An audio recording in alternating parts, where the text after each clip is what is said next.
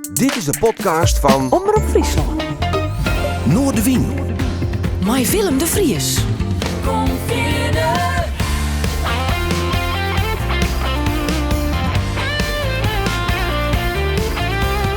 Alles wat er speelt. Omroep Friesland. Destiny which broke us apart. You tamed the lion in my cage, but it just wasn't enough to change my heart.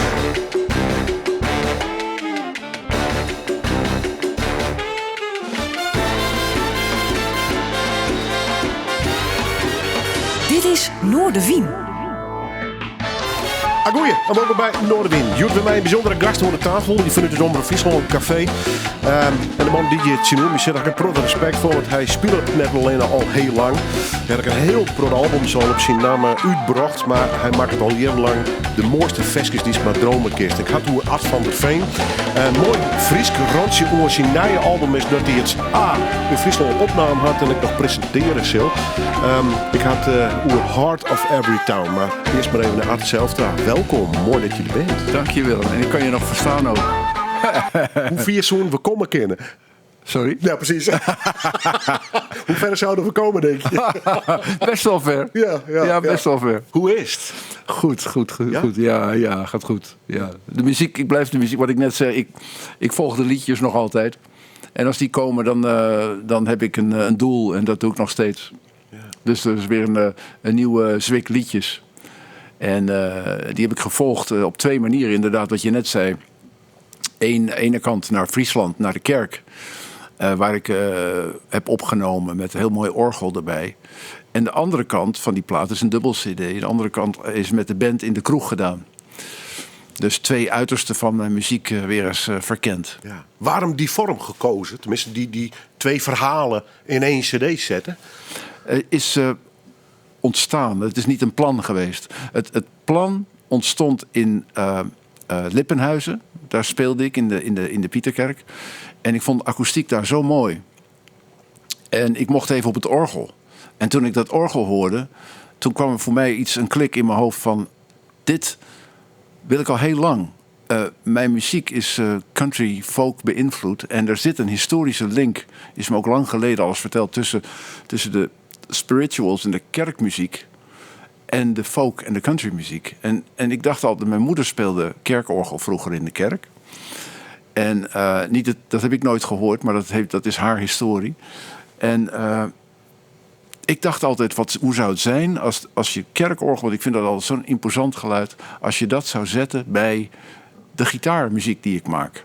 En dat heb ik daar geprobeerd. Toen ik dat hoorde, dat orgel, dacht ik, hiermee wil ik dat doen. Dus ik kreeg de oké om daar op te nemen. Dus ik heb met de akoestiek van de kerk zelf, zonder geen galme elektronica of zo, gewoon puur de ruimte, de gitaar, de zang en het orgel opgenomen. En later nog een koor toegevoegd en wat pedal steel en wat kleuren. Maar het was heel mooi geworden. En toen was dat klaar. En toen misschien is een soort rebellie ook ergens tegen. Dat was heel mooi geworden. Maar het moet ook wat rauwer. En tegelijkertijd was ik ook met de band, mijn oude band weer samen, mijn elektrische band, voor een festival in Duitsland. En toen ik weer met de jongens samen was, dacht ik hoor die nummers ook met ons, weet je wel. Maar dan heel anders getoonzet. Dus dan kregen die nummers een hele andere energie. Dezelfde songs, maar dan met elektrische gitaar en band. En dat vond ik ook weer. Maar dan natuurlijk niet in de kerk, maar in de kroeg. En aangezien die cd Heart of Every Town heette, want de kerk is het hart van iedere stad of dorp, maar de kroeg ook. Dus ik vond dat zo mooi bij elkaar passen, dat moest een tweeluik worden. En zo is het gebeurd. Ja. Zonder plan. Het is eigenlijk gewoon gegroeid. Ja. Want die liedjes, hoe lang, die waren ook vers? Ja, die waren heel vers. Maar het mooie was dat eigenlijk dat ik toen in die kerk was geweest, toen had ik nog geen liedjes. Geen nieuwe liedjes. Maar pas met dat geluid in mijn hoofd van dat orgel en die kerk kwamen ook liedjes die zich daarvoor leenden. Want het was ook nog de vraag. Ik kreeg daarna liedjes, maar ik dacht, maar hoe gaat dat klinken op een orgel? Maar daar was ik vrij gauw achter. Dat ging heel goed. Ja. Ja, wat we wonderen eigenlijk. Hè? Want veel kerken, het galmtje tegemoet, bij wijze van Ja. spreken. En vang dat maar eens op een plaat. Hè? Ja.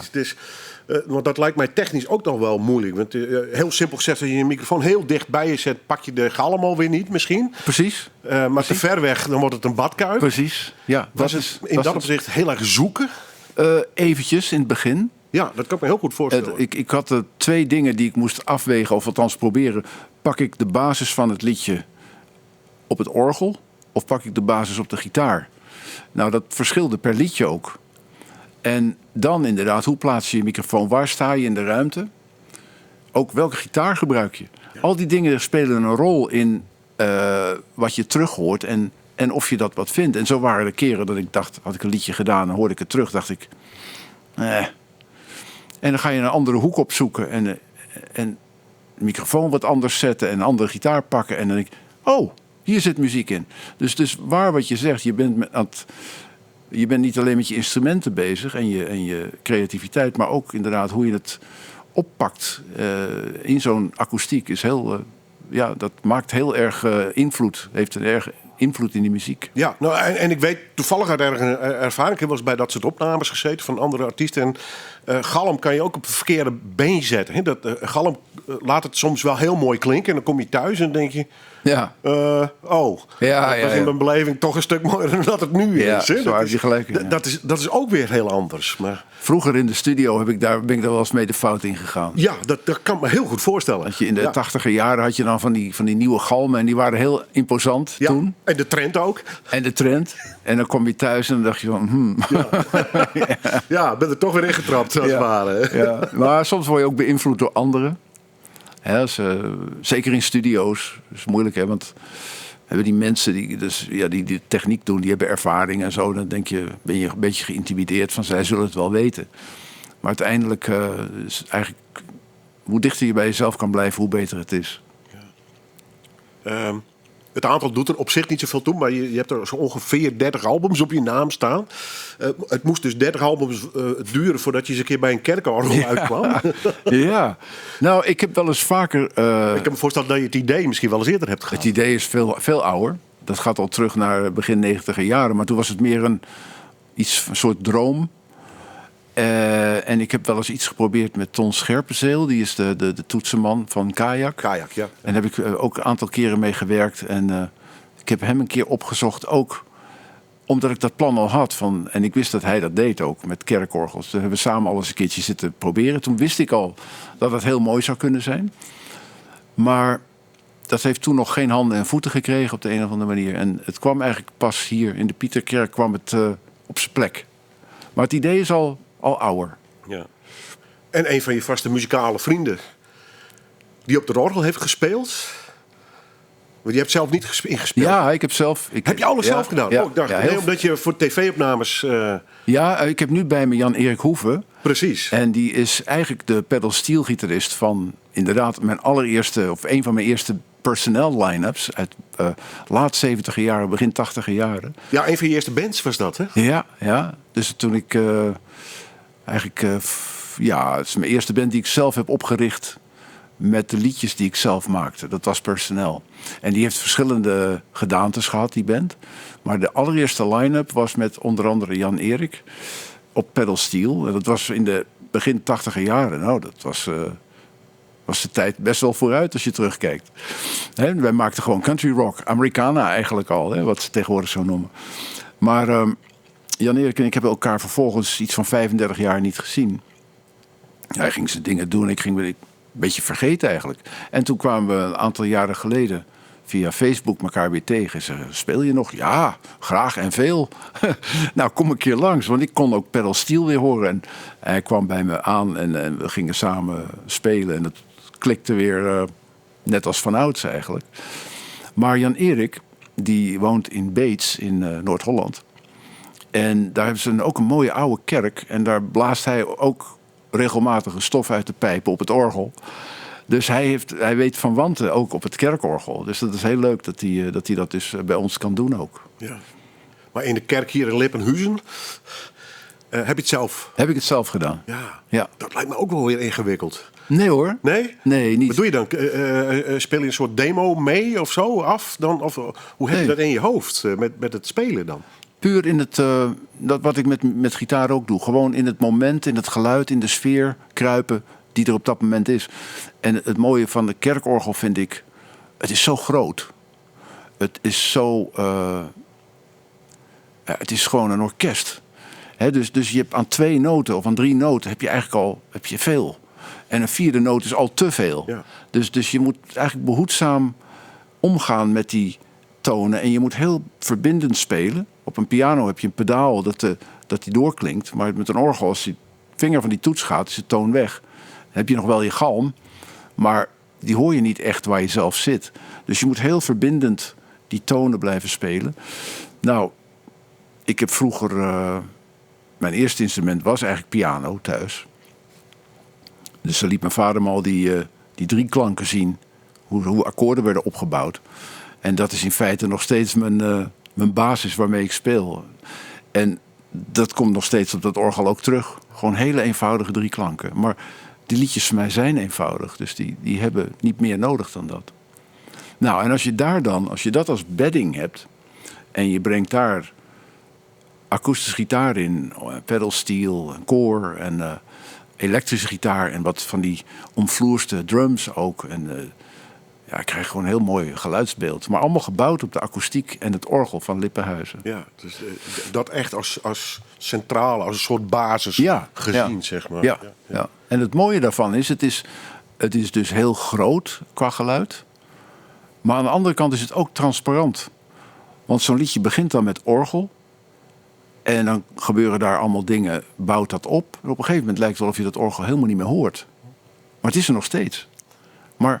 het ligt daar gewoon. Het is gewoon een basis, een bedding eigenlijk waarin dat... het is mooi. Ja. Leuk om te horen.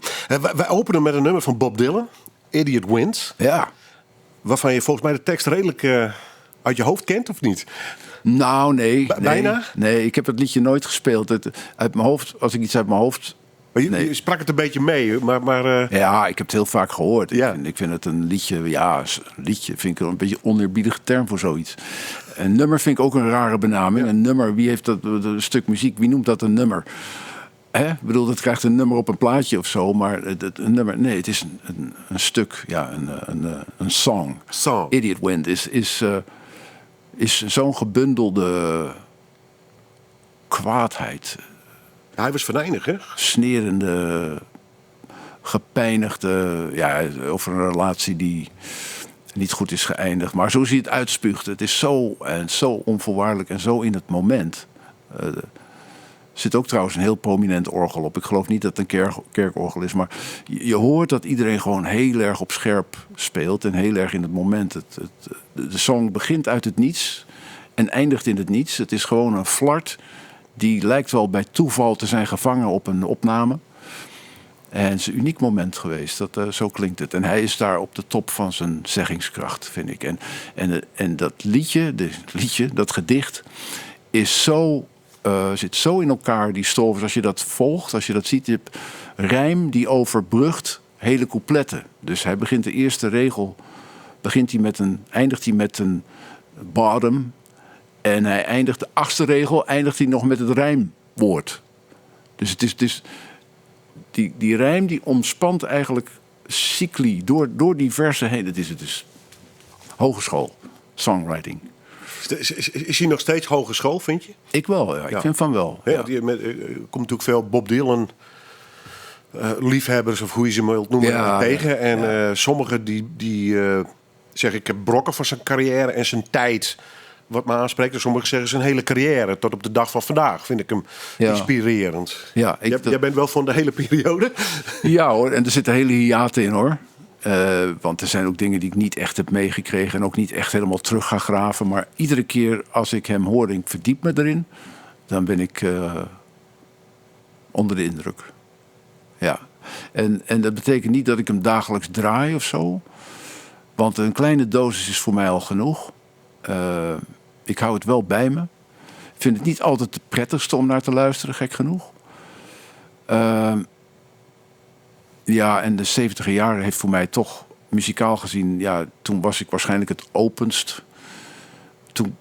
Dat komt nog zo binnen. En die muziek is ook zo tijdloos gebleven. Dus veel van mijn keuzes, toen je vroeg over 5 stukken... Ik denk dat ze allemaal uit de 70e jaren komen. Ik vind dat een periode waarin voor mij is muziek gebeurd... die nu nog steeds klinkt alsof die gisteren opgenomen kan zijn. Qua zeggingskracht, maar ook qua opname. Geen aanstellerij met producties en zo. Geen gedateerde, gewoon naturel. Het wordt niet weggegalmd, als het ware. Nee. En geen synthetische geluiden, echt organische geluiden. Mooi. Ja, want het contrast met dat decennium daarna, de jaren 80, is enorm, hè? Och. Die overgang is niet een klein beetje. Nee, dat was van de pot gerukt, kun je wel zeggen. Maar waar ik me wel eens over verbaas... want de jaren 70 is in heel veel opzichten... met de jaren 60 natuurlijk wel baanbrekend geweest... voor de popmuziek, in de breedste zin van het woord. Alleen de reactie daarop was een enorm bak galm... en veel meer heel veel plastic. Digitale tijd. Apart, hè, dat contrast. Het is altijd, geloof ik, hè. Er zijn allemaal van die cycli die... Het ene reageert op de andere. Precies, Ja. ik denk dat het is. En het is best wel moeilijk om dat in 10 jaar te gaan zien. Ja. Wij willen graag indelen. Ja, dat is maar kalenderachtig natuurlijk. Ja. De 60er jaren, als je dat zo als blok wil zien... dan wordt er heel veel geëxperimenteerd. Dus het wild en all over the place. En de 70er jaren vind ik dat er een soort stabiliteit lijkt... in best wel veel stromingen, maar zeker de stroming waar ik bij uitkwam... stabiliteit van die daar echt een piek heeft gehad in de singer-songwriter genre. En de 80e jaren was ik zo verdwaald, ik kon het niet meer vinden. Ik was zo in de war, ik dacht... ik wist niet waar ik moest... Ik had niks om naar te luisteren. Ik kon niks meer, ik kon niemand meer vinden. Iedereen die ik hoorde klonk ook verdwaald. Ik vond het afschuwelijke tijd voor muziek. En in de 90e jaren, als je het weer via de kalender wil indelen... toen kwam op een gegeven moment, denk ik... eerst heeft de Unplugged-beweging gezorgd dat er weer een reactie daarop kwam. Van dat mensen dachten, hey, akoestische gitaar, naturel. Ja. Was dat weer mooi. Ja. Is dat de reden dat jouw eerste album uit 1993 staat?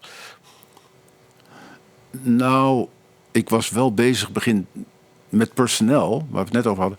Het eerste album was begin 80e jaren opgenomen.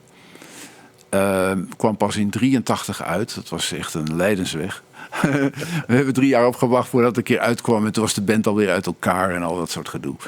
Maar goed, dat zijn de eerste stappen geweest. En in een heel verdwaald muzikaal landschap. Ik was zelf al verdwaald. Maar ik was ook nog in een omgeving waar het gewoon een wildernis was. Dus 80e jaren, dat was zoekend. En heel veel fouten gemaakt. Heel veel geleerd. En eigenlijk... begin 90e jaren kwam ik voor het eerst terecht met de muziek in Amerika. Dan gingen we opnemen in Nashville. En ik weet dat dat mijn eerste ervaring was dat ik voelde, muzikaal, dat ik thuis kwam, dat het klopte. Ik weet nog wel dat ik uit de studioruimte kwam en dan stap je de controlekamer binnen en dat is een andere wereld. Daar zitten de mannen die er verstand van hebben, die dit allemaal weten, denk je. En ik hoorde dat terug. Ik zeg, what have you done? I said, nothing. We just try not to ruin what you guys are doing. Dus naturel.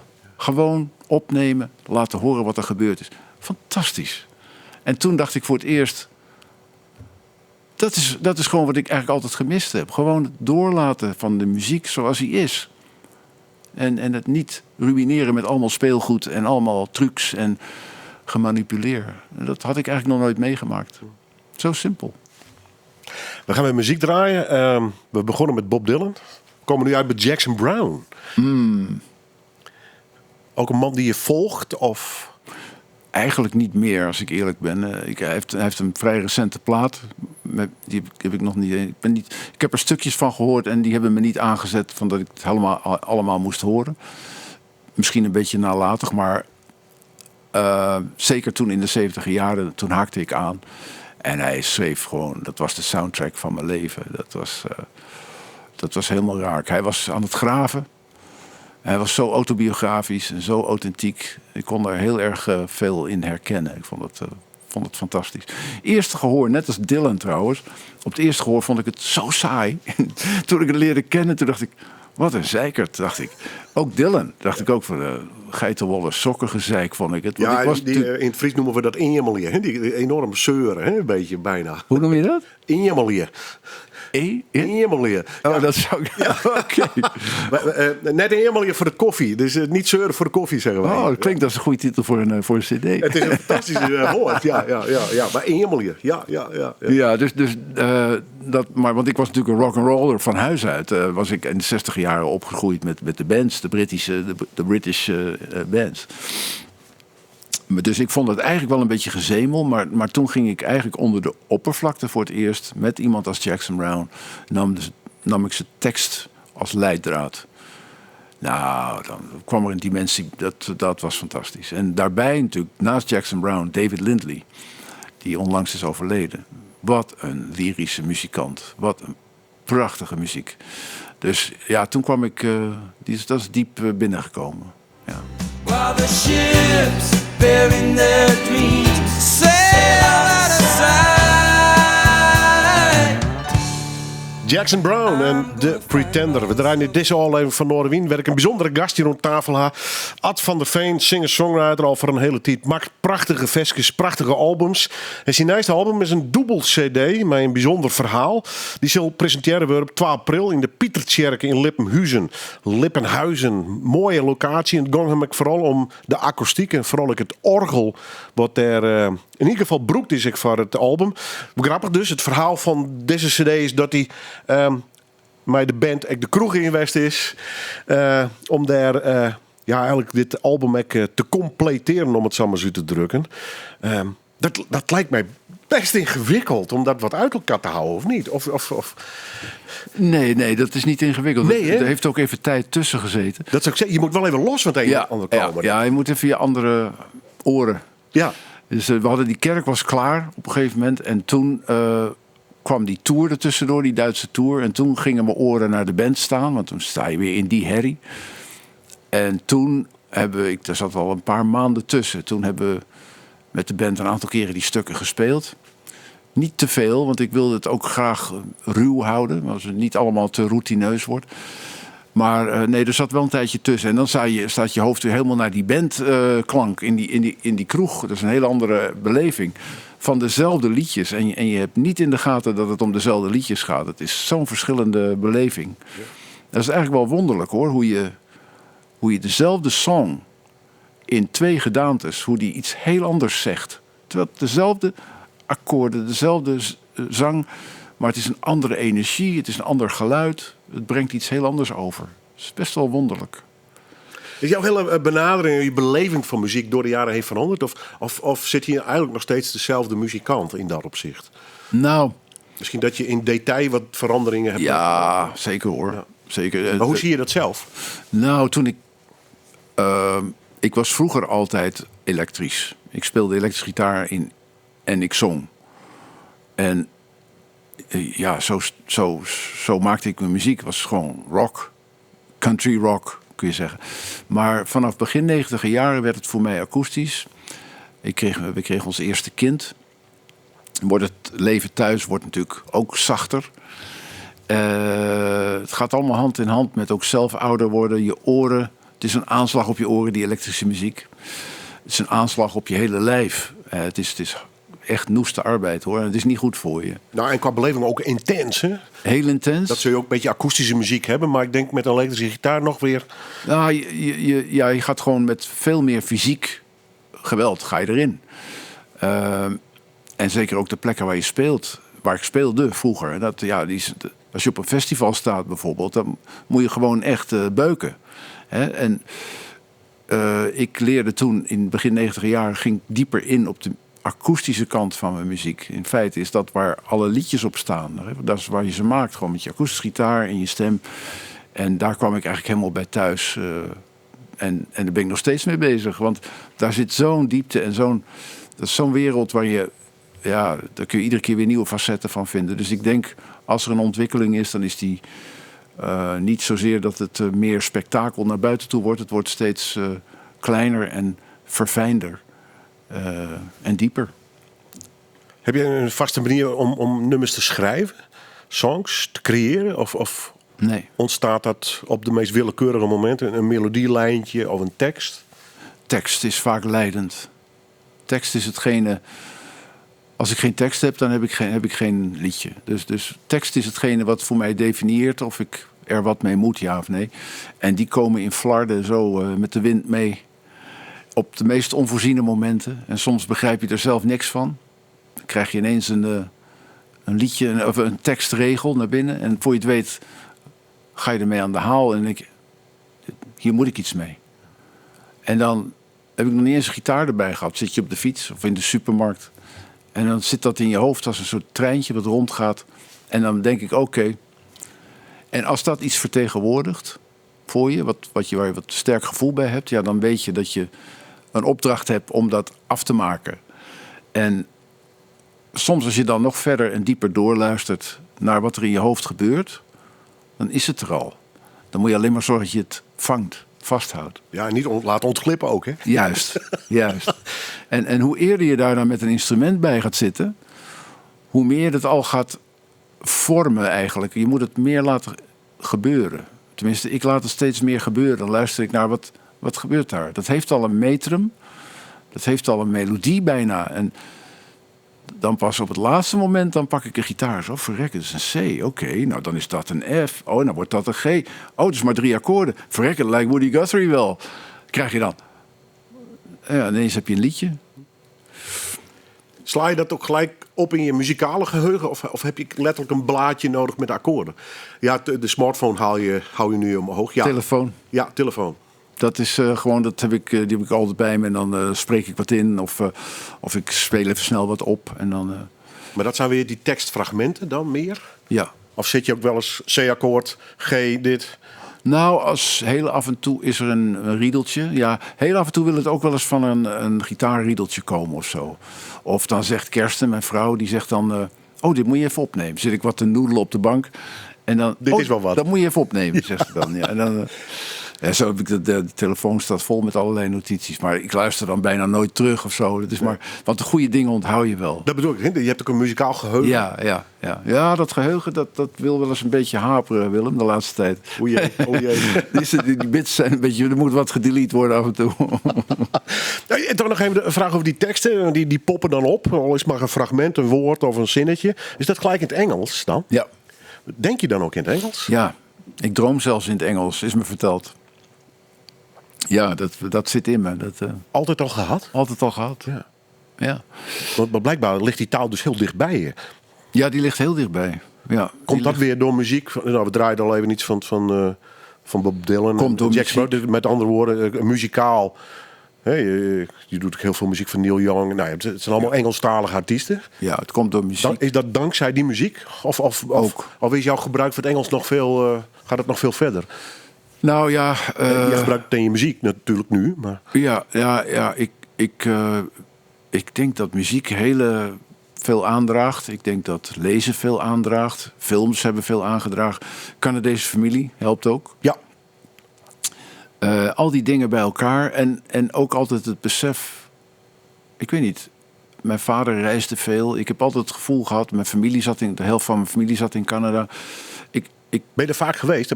Ben jij voor je gevoel ook een halve Canadees? Of? Nee, ik ben gewoon Hollander. Gewoon een kaaskop. Ik ben hier opgegroeid, maar ik heb wel vanaf jongs af aan Canada meegekregen. Van huis uit, de verhalen, de familie. De verhalen en er ook geweest. Ja. En dus, en dat is een hele andere wereld. Die ik altijd al wel ook als heel dichtbij heb ervaren. En dus ik heb nooit, in die zin mezelf nooit Hollander. Ik heb me altijd meer als een soort wereldburger gevoeld. En ook nooit me toegelegd op Nederlandstalig. Ook al vroegen mensen het af en toe wel. Maar ik dacht altijd van nee, mijn werkterrein is gewoon groter. Ik wil niet voor Nederland, ik wil voor de hele wereld muziek maken. De praktijk leert dat ik voornamelijk in Nederland zit. Maar als ik jouw cv lees, ik bedoel Duitsland. Duitsland veel, ja. En af en toe Amerika, Canada, Engeland. Dus het komt allemaal langs. En gelukkig, en zeker Duitsland, wat we naast de deur hebben... dat maakt de wereld echt een stuk groter. Want Nederland is best wel een kleine voedingsbodem. Ja. Zeker voor deze muziek. Ik zou ook geen bekende Nederlander willen zijn of zo. Als je dan hier zou werken, dan zou je al heel bekend moeten zijn om er van rond te kunnen komen. En nu kan ik dat gewoon lekker op mijn eigen tempo doen, op een bredere, hoe noem je dat, in een breder gebied. En dat bevalt me heel goed. Van Morrison. Iets van draaien. Ja. Real Irishman. Ja. Veel Ierse tref je niet, denk ik. Maar grillig, uitgesproken. Buitengewoon creatief man. Nou ja, in het rijtje Bob Dylan, Jackson Brown. Ja, dan kom je ook inderdaad, snap ik wel, bij Van Morrison uit. En toch, hij is wel echt Europees, hè? Heel erg Iers. Dat spreekt je heel erg aan? Ja, het spreekt me aan. Ik leerde hem kennen. Ik had een Ierse vriendin in de laat 70 jaren. En toen leerde ik hem eigenlijk pas kennen. Ook later dus, want hij was al 60 jaar. Tuurlijk kende ik wel Them. Maar zijn solowerk kende ik niet heel goed. Dus ik kwam eigenlijk in de 70 jaren bij hem terecht. En ja, prachtig. Zijn songs prachtig. Niet alles ook weer. Ik vind, het gekke is, bij hem heeft in de 80 jaren dan weer hele rake dingen heeft hij gedaan. Ook iemand die zijn eigen koers vaart. Los van allerlei trends. Ik was heel vereerd toen hij mij uitnodigde om zijn support act te doen. Dat deed hij zelf. Dat vond ik echt te gek. Op basis waarvan? Had hij een plaat gehoord? Of, ja. Ja, hij speelde op Paleis Soesdijk. Voor Royal Park heet dat, zo'n serie. En ik dacht, daar wil ik heen. En iemand vertelde me dat daar speelt Van Morrison, daar moet ik heen.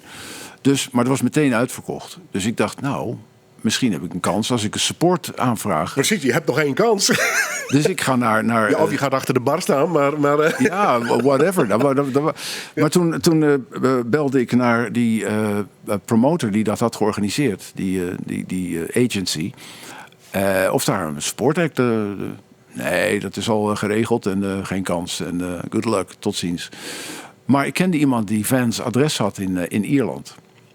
Dus ik heb hem een plaatje gestuurd en gezegd zo en zo. Je speelt binnenkort daar en daar. En ik zou zeer vereerd zijn als ik je voorprogramma zou mogen doen. En nou, verder niet meer aan gedacht, weet ik veel. Dat doe je gewoon. Stuur het plaatje weg.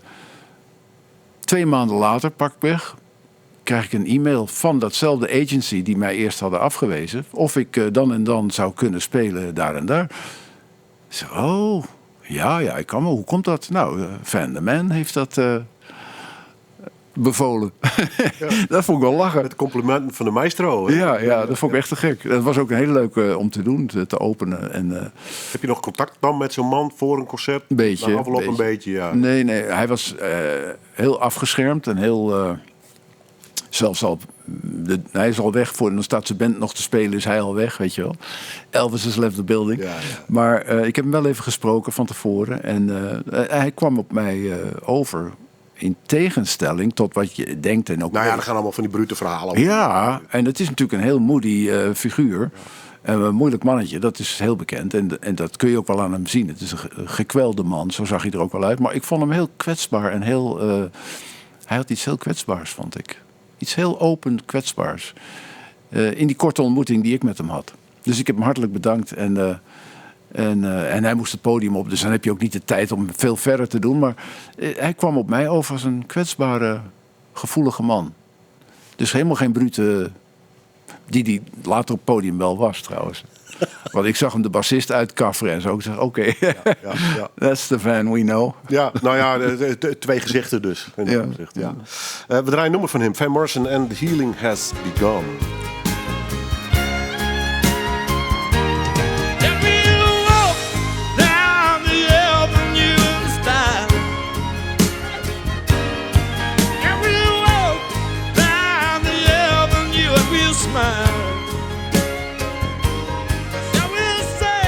Ja, Van Morrison and the Healing Has Begun. En ik zie ook mijn gast, Joert, Ad van der Veen.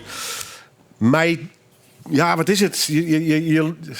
Die oren gaan gelijk open, hè, bij jou dan? Ja, die man is zo onvoorwaardelijk in het moment. Maar de muzikaliteit spat er ook af van zo'n band af. En die hoort die... Die bassist David Hayes, die al jaren bij hem is. Pete Van Hook op drums. Die band, die ritmesectie die hij hier heeft, vind ik de allerbeste die hij ooit gehad heeft. Die violiste is waanzinnig. Ik ben even de naam kwijt. Marcus, weet ik, nou, maakt niet uit. Maakt wel uit, maar ik weet het even niet. Piano, weet ik even niet wie daar aan zat. Maar ja, hij is altijd heel erg in de interactie met zijn muzikanten. En hij drijft ze ook. Hij is heel erg met ze in het moment. En iedereen is een soort van op de toppen van zijn alertheid. Omdat van alles kan gebeuren. Het is allemaal improvisatie wat je hoort. En dat krijgt zo'n mooie vorm. Inclusief volgens mij zijn tekst is hier en daar gewoon pure improvisatie. Op dat moment dat je zegt, I can't stand myself, weet je. Oh, dat is gewoon zo'n gevoel. Dat blijft kippenvel. Hoe vaak je het ook hoort. Ja. Verras je jezelf nog wel eens? Dat je blij wordt van je eigen nummers? Het is een hele schaamteloze vraag, maar... Goeie vraag, ja. Nou, ik denk als dat niet zo was, dat ik dan al lang gestopt was. Die indruk krijg ik wel van je. Van Ja. Het is wel alles of niks, heb ik het idee. Ik moet zelf het gevoel hebben dat ik iets beters heb dan wat ik gedaan heb. Anders dan kom ik er niet mee. Dus ik moet het gevoel hebben dat ik iets aanraak waar ik vraag mezelf iedere keer af, herhaal ik mezelf? Tuurlijk ga je jezelf herhalen, ontkom je bijna niet aan. Dat hoor ik ook bij Van Morrison, die herhaalt zichzelf bijna letterlijk in teksten vaak. Maar op de een of andere manier zit er nog iets, een gelaagdheid onder, waardoor ik denk dat ik hou ervan om te denken dat ik aan het groeien ben. Of dat zo is, ja, voor mijn gevoel is dat zo. Of dat voor een luisteraar zo is, dat weet ik niet. Het hangt van de luisteraar af. Jezelf verrassen, dat vind ik mooi dat je dat vraagt. Dat is denk ik ook doordat ik mezelf achter een kerkorgel neerzet. Dat geeft een bepaalde schop onder je kont van ga eens wat anders doen. Ja, vind jezelf voor een deel maar weer opnieuw uit. Juist. Als het ware. En zo had ik met mijn vorige cd, die heette Candle to You. Dat was tijdens de coronatijd, was ik bezig ook met muziek en schrijven. Niet zoveel met optreden. Maar toen heb ik een nieuw instrument leren kennen, de mandola. En dat was ook op zo'n prettige manier verdwaald zijn eigenlijk. Dat instrument gaf mij eigenlijk een soort nieuwe verrassing. Dus in die zin heb ik mezelf af en toe wel weer verrast, ja. Zal dat ook voor de komende jaren jouw drijfveer blijven, denk je? Ik heb geen drijfveer die... gekker genoeg. Ik heb niet een drijfveer om een cd te maken. Of om... Ik doe dat niet uit een drijfveer, uit een wilskracht. Ik doe het omdat het me overkomt. En als het zo is dat de liedjes en de ideeën naar binnen blijven vallen... en ik kan ze hoorbaar maken op een manier die mij een beetje verrast... dan blijf ik het doen. Maar ik heb niet de ambitie... ik heb eerder de ambitie om te stoppen... dan om nog meer te maken. Als ik mijn kans zie om te stoppen, dan doe ik het. Ja. Ja, dus ik heb nooit de ambitie gehad om 30 cd's te maken. Maar ik volg gewoon alleen maar mijn ideeën. Er zit nog genoeg muziek in jou. Ik denk het. Ik hoop het. Ik vind het wel fijn. Ik word er blij van. Ja. Maar als het is afgelopen, ja, dan komt er wat anders. Of dan is het misschien eindelijk rustig. Je bent druk in je kop, in dat opzicht? Vaak wel. Ja. Vaak wel. Gelukkig niet de hele tijd. Ik heb nou al maanden niks geschreven. En dat vind ik helemaal prima. Want als je iets schrijft, ja, dan heb je ook... Ja, dan moet je wel wat mee. Ja, dat is wel... Dus als er wel iets is, een beginnetje... moet je het dan wel afmaken dus? Ja. Dat heb je wel? Ja, je wil het wel afmaken. Ja, dat is onrustig als je... Ik weet niet of je dat... Dat lijkt me heel chaotisch inderdaad. Dus sommigen die hebben dan misschien 100 ideeën liggen. Die kunnen dat laten liggen. Maar dan... Het zou met mij... Maar normaal, dit is projectie. Maar het zou constant in mijn achterhoofd zitten. Ja. Oh, en hoe groter die berg, hoe onrustiger het wordt. Ja. Dat heb ik ook. En misschien ken je dat ook als je te veel troep om je heen hebt of zo. Dat je geen orde meer, dan word ik een soort van... ik ben niet heel verschrikkelijk opgeruimd. Maar er moet een bepaald gevoel van orde zijn. Anders word je evenwicht of zo. Ja, anders word je chaotisch onrustig. En dat is daarmee ook. Dus te veel richtingloze ideeën, die maken me onrustig. Maar ik voel nu de laatste tijd zit ik alweer wat te krabbelen en de dingen op te schrijven. Denk ik, er moet nog wat. En de nieuwe CD moet nog gepresenteerd worden. Dames en heren, dat is 2 april. Ik zet er nog maar eens even bij. Hier in Friesland, in de Pietertjerke in Lippenhuizen. En het is dus een dubbel CD met de titel Heart of Every Town. Net alleen Ad, mijn gast, Ad van der Veen zal optreden, maar hij zal begeleid worden terug de O'Neills. En via de O'Neills komen we ook eigenlijk bij de laatste plaat van deze aflevering van Noorderwind terecht. Want we draaien als laatste Neil Young. Aha. Nou, iemand tot grootste uitroepen vind ik altijd een beetje wat zwart-wit. Want Bob Dylan is ook een hele grote. Maar Neil Young is voor jou wel heel belangrijk, denk ik. Hè? Ja, Neil Young is voor mij trouw, hoe noem je dat? De soundtrack van mijn leven. Dat is zo'n trouwe metgezel eigenlijk. Hè? Vanaf begin 70 jaren leerde ik hem kennen. En ik was meteen... Ja, ik was toen nog geen actieve muzikant. Dus ik wist niks van de binnenkant van muziek maken en zo. Ik was alleen maar luisteraar. En na alle rock'n'roll van de bands die ik natuurlijk had verslonden in de 60er jaren, hoorde ik Neil Young en ik was geraakt. Ik vond het zo aandoenlijk. En zo eerlijk en zo... zijn akoestische kant. After the Gold Rush, die akoestische gitaren, die kwamen gewoon zo binnen. Dat had zo'n zeggingskracht. Had ik nog nooit gehoord op die manier. En daar is hij meester in. Hij laat die gitaren zo spreken, net als zijn stem. Het gaat direct je emotie. Het is zo puur. Er zit niks tussen. En dat gevoel had ik meteen met hem. En daar zat bij dus toen ook al ook dat elektrische. Hè, die rauwe kant met die oude gitaren. Ook dat vond ik super interessant. Dus hij had ook die rock'n'roll. Het was niet alleen maar zo'n stoffige folkie. Het was ook nog een rocker, weet je wel. Dat vond ik heel interessant. Nou, een grillig man in dat opzicht. Ja, dat denk ik ook wel. Maar wel, ja, hele eigenwijze man. Maar hij had ook zoveel te doen dat hij moest dat gewoon doen. Hè. Geen concessies, gewoon echt. Ja, hij is een meester, vind ik. En zijn songs, de laatste 20, 30 jaar, moi. Maar hij is een meester van expressie. Of zijn songs nog altijd goed zijn, dat is ook weer van smaak afhankelijk. Maar... En dat gaat de tijd ook bewijzen. En ja. Overleven ze de decennia, precies. Dat weet je niet natuurlijk. Ik heb daar zelf niet heel veel songs bij die ik denk van goh, maar zijn expressie. Ja, en weer die 70er jaren heb je ze weer. Maar ik bedoel, daar heeft hij toch wel zijn glanzende vondsten gehad. Qua songwriting, vind ik. Ook in de 80er jaren vond ik hem heel verdwaald. Kon hem niet vinden. Maar goed, door de jaren heen, hij weet mij altijd te raken. Ja. Ook met matige songs weet hij mij nog te raken. Ja. Dankjewel. Dankjewel, Willem.